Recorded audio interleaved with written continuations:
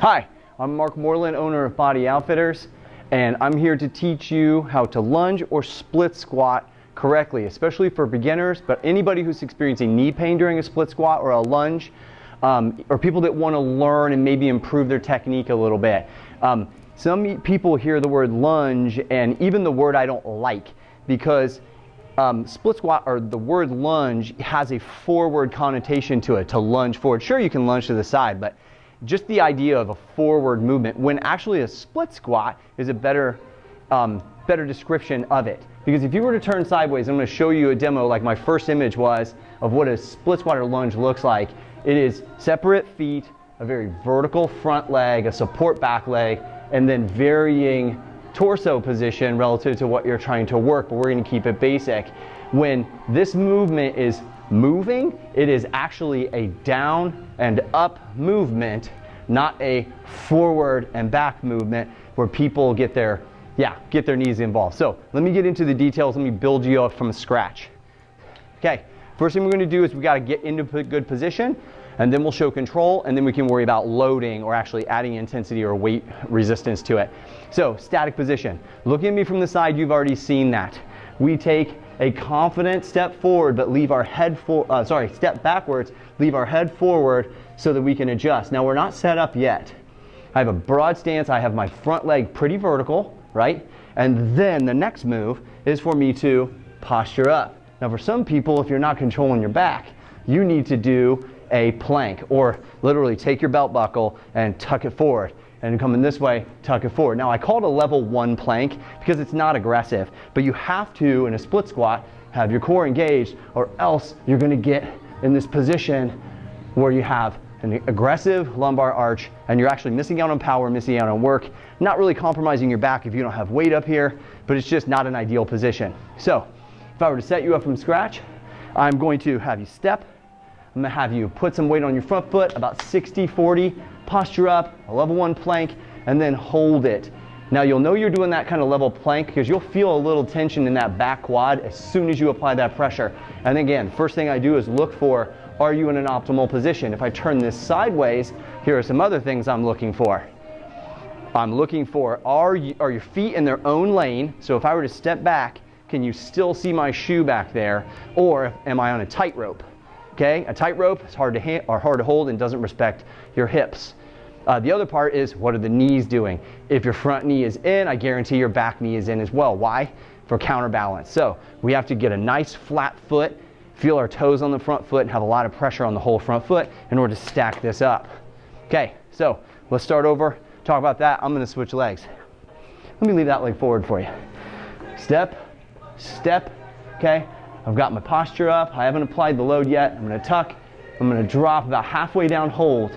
Think about 60-40. Think about my plank. Lock it in. I'm going to hold for 20 seconds just to make sure I can feel the right muscles working, feel some tension in glute, feel some tension in quad. And then I don't care about depth right now. I care about position. Holding that position.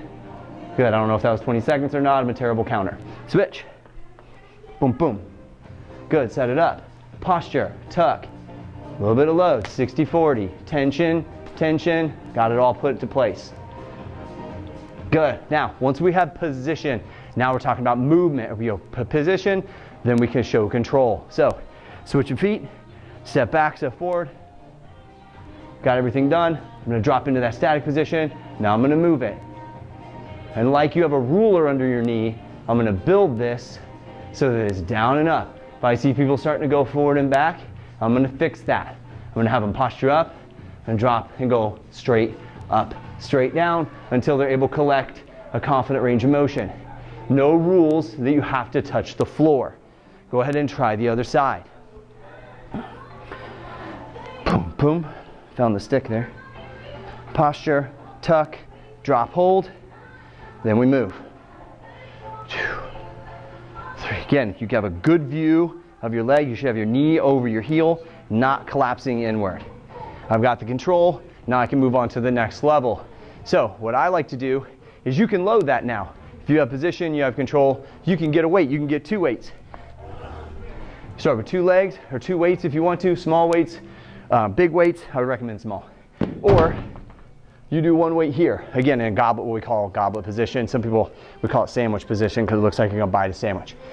And then in this, you step, posture, and then have a good 60% of your pressure on your front foot. Here's another part. If you're having a problem with balance on this, find something to hang on to. There's no rule that says if you're trying to get in position and show control, that you can't set it up and then hang on to something to build stability and build confidence through this movement, and then work your way to being stable. If you're unstable, it's really hard to learn. So grab onto one thing, grab onto two things, and make sure that the legs are doing the right thing, and then you can move on from there. Okay, next step is to actually step back or make a movement.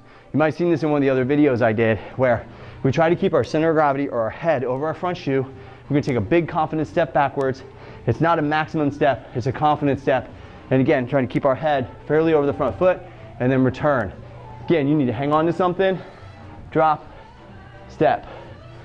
You do several in a row, but again, work on a slight lean or weight distribution forward. And again, you have very little weight or some weight on the back foot. Switch, try the other side.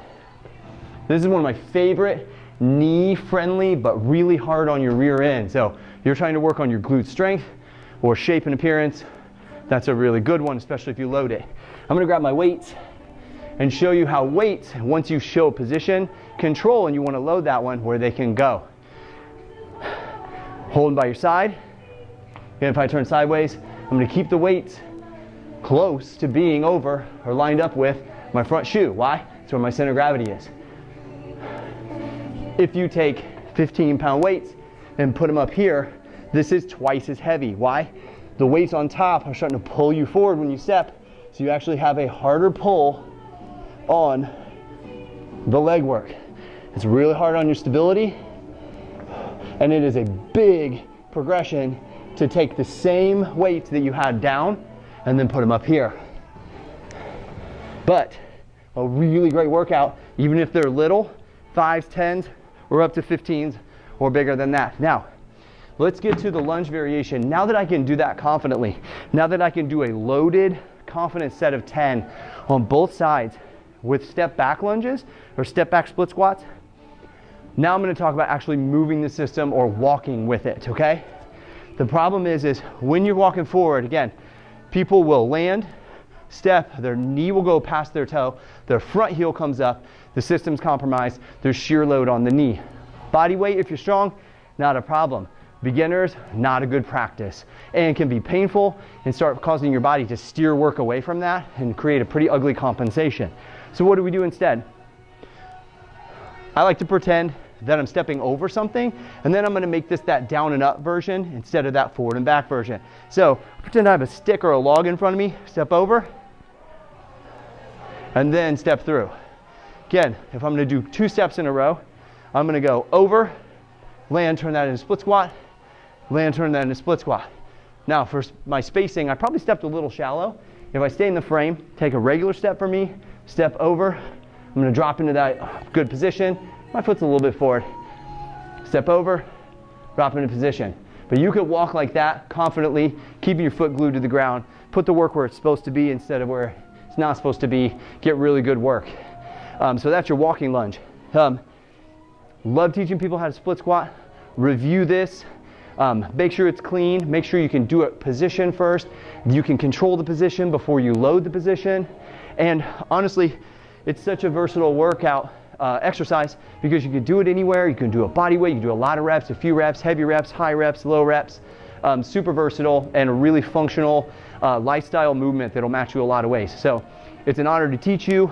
Check out my other videos for more cleanups, more learning movements, and let me know what you think of the video and how I can help you. Thank you.